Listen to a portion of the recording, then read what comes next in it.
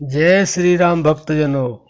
प्यारे भक्तों, ध्यान बार बार कर रहे हो पर ध्यान में प्रवेश नहीं कर पा रहे तो यह तरीका उपयोग करो, ध्यान लगने लगेगा। भक्तों, भक्ति में ध्यान ही महत्वपूर्ण है, यह सभी जानते हैं। लेकिन हर इंसान जो भी भगवान का भक्त है वह प्रयास करता ही रहता है कि ध्यान लगे तो मुझे वह सुख प्राप्त हो जो मुझे चाहिए। भक्तों, ध्यान सभी करते हैं, सबके ध्यान करने के तरीके अलग अलग हैं। आप यह जानते हैं कि ध्यान के हमारे जो महादेव हैं, भोलेनाथ हैं, उन्होंने तो बहुत सारे तरीके बताए हैं। लेकिन जो सर्वश्रेष्ठ तरीका हम लोगों ने जाना है वह यह है कि जब तक मन के ऊपर नियंत्रण नहीं होगा तब तक ध्यान पूरी तरह से घटित नहीं होगा। इसलिए मन को एकाग्रचित करने के लिए, मन को स्थायी रूप से रोकने के लिए आपको यह तरीका अपनाना होगा। तो हम आशा करते हैं कि आपका ध्यान भी जरूर लगने लगेगा, क्योंकि मन अभी इस संसार में भ्रमण करता है। मन को संसार में भ्रमण करने की आदत हमारे जन्म जन्मांतर की है।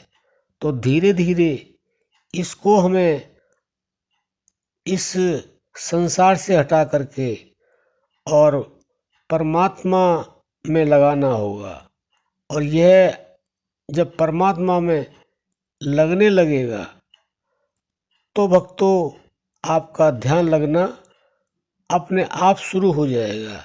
जितना जितना यह मन संसार से हटेगा उतना ही ध्यान में लगेगा।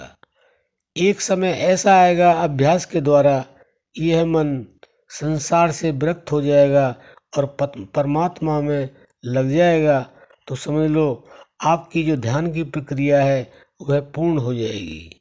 तो भक्तों, इसके लिए आपको निरंतर एक ही अभ्यास करना है कि अपनी आती जाती श्वास को देखने का अभ्यास करना है।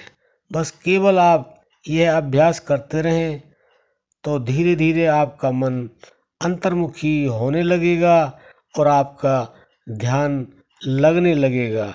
और जैसे जैसे अभ्यास बढ़ेगा वैसे ही यह मन अंतर्मुखी हो जाएगा और आपका मन ध्यान में ठहरने लगेगा।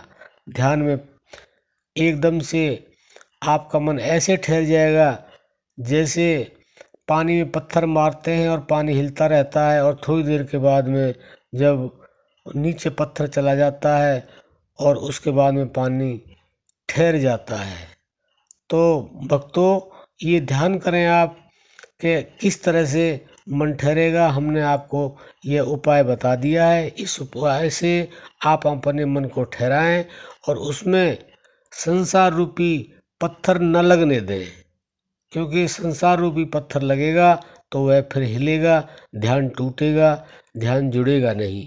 तो आशा करते हैं यह उपयोग आप जरूर प्रयोग करेंगे और अपने ध्यान को परमात्मा में जोड़ेंगे। अब हम अपनी वाणी को विश्राम देते हैं। जय श्री राम।